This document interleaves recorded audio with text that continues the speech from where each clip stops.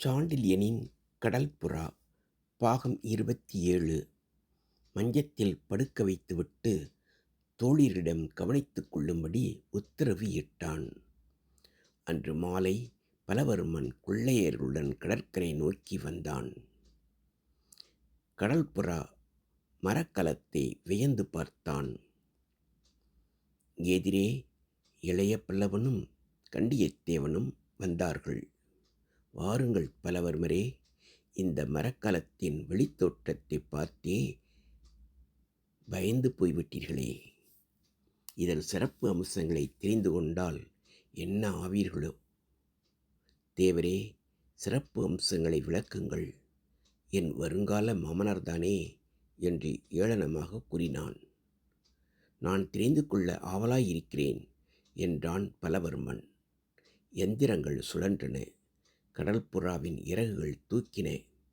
இறகுகளின் மேற்புறத்தில் நின்று 100 பேருக்கு மேல் போரிட முடியும் என்று சொன்னான். இறகுகளில் வரிசையாக கதவுகள் திறந்தன.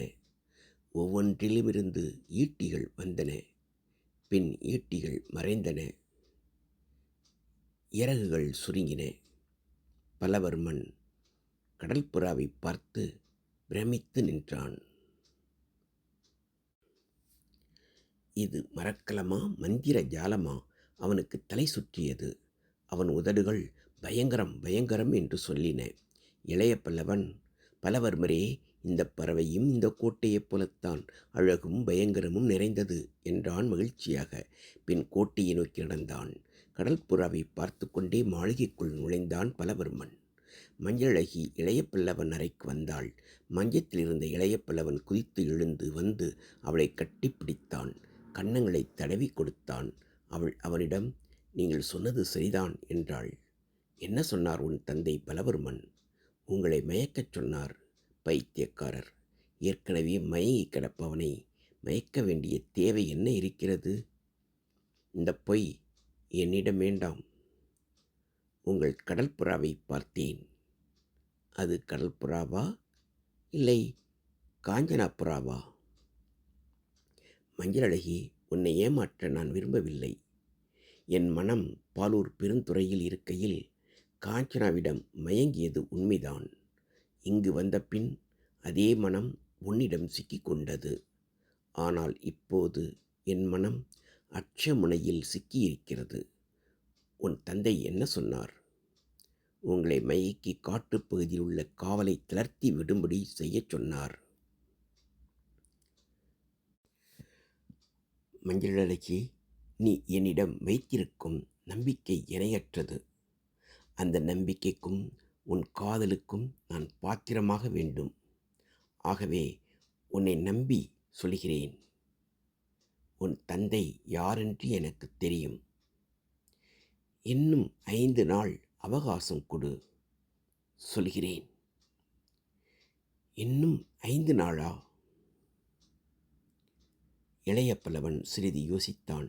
பின், நாளை காலை கடல்புறாவை பார்க்கவா மஞ்சளழகி, அங்கு பேசுவோம் என்று சொல்லிவிட்டு வெளியேறினான். மஞ்சளழகி அன்று இரவு தூங்கவில்லை. மறுநாள் இளைய பல்லவன் சொன்னபடி கடல்புறாவை நோக்கி நடந்தாள். உள்ளே நுழைந்தாள். ஆனால் அதன் பின் அவள் காணவில்லை. இந்த விஷயம் அரண்மனைக்கு தெரிய வந்தது.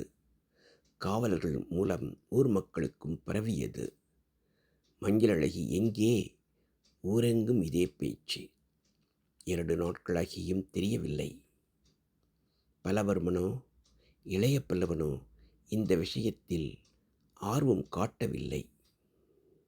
காவலர்களுக்கும் ஊர் மக்களுக்கும் புரியாத புதிராக இருந்தது. பலவர்மன் பொக்கிஷத்தை பார்வையிட வந்தான். சேந்தன், கோட்டைத் தலைவரே, மஞ்சளழகியை கொஞ்சம் வெளியே காட்டுங்கள்.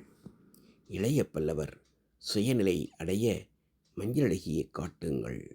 இளைய பல்லவர் மதிமயங்கி குடிப்போதையில் நிறைய உத்தரவுகள் போடுகிறார் என்றான். அதற்கு பலவர்மன், வணிகரே, உமக்கு சம்பந்தமில்லாத விஷயத்தில் தலையிட வேண்டாம். இல்லையேல் என்று வார்த்தை முடிக்காமலேயே சென்று விட்டான். நகர மக்கள் இளைய பல்லவனை தேடி கோட்டைக்கு வந்தனர்.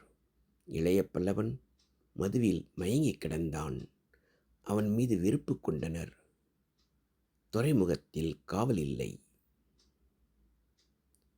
கடல் புறா கடல் கரையில் ஒதுங்கி கிடந்தது. தொடரும்.